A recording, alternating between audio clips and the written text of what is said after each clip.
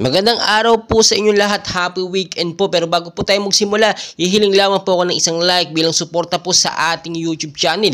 Latest weather update po muli tayo ngayon. Meron po tayong hypnosis galing na rin po sa Pag-asa. Northeast monsoon na nakakaapekto po sa ilang bahagi po ng Northern Luzon po yan.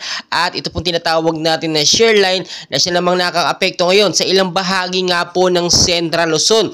At kung mapapansin po ninyo, bukod pa po dyan, samahan pa natin ng northeaster lights, no, or hanging amihan nga po na siya nga po nagbibigay ng malamig na pag-uulan or hangin tuwing hapon, especially po sa gabi. At talagang mapapansin natin, no, kahit wala pong sama ng panahon na nakapasok nga po sa loob ng Philippine Area of Responsibility natin, ay meron pa rin pong pag-uulan. Wala rin namang hanging habagat. Ito po ang pumaliti habagat, hanging amihan, halos parehas lamang po yan kay habagat.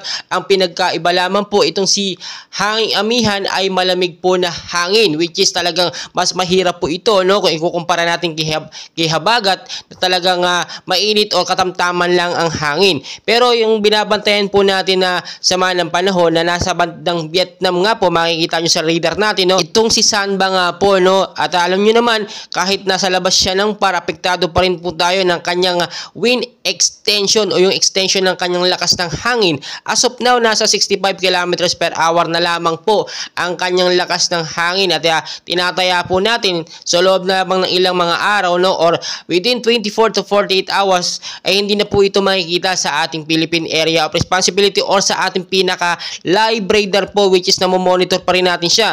Kaya lang naman po natin ito binabantayan dahil apektado po tayo ng sirkulasyon ng kanyang hangin pa northwestward po. Makikita nyo po, no, dumadaan po siya dito nga po sa bandang Central Luzon. So talagang dapat natin bantayan yan, lalo na po yung direksyon niya. Kapag lumakas yan, nakaka-apekto po yan, pero maliit na bagay lang naman po or maliit na epekto lamang sa ating bansang Pilipinas. Tulad po na aking sinasabi, nasa rainy season po tayo, na-expect po bago po matapos ang araw or bago po matapos ang buwan ng Oktubre ay 1 hanggang 5 bagyo pa ang posibleng pumasok sa ating Philippine Area of Responsibility. Kaya good timing po ngayon para tayo ay maghanda. Linisin po yung mga lugar na binabaha, no, yung mga basura, iwag pong ikalat lamang sa mga kanal, sa mga estero. Kapag nagkaroon tayo ng rainfall advisory ay makadaloy po na maayos sa mga katubigan natin. Mag-ingat din po yung matataas na lugar, especially kapag kami banta ng landslide sa patuloy na pag-uulan, lalambot ng lupa. Yun po yung nagiging cost ng pagguho ng lupa. So patuloy ko po kayong i-update, and please, no, paki-share po sa ating mga loved ones para updated po sila sa ating weather update. Araw-araw ko po kaya update, and please don't forget to like and subscribe. Maraming salamat po sa inyong lahat.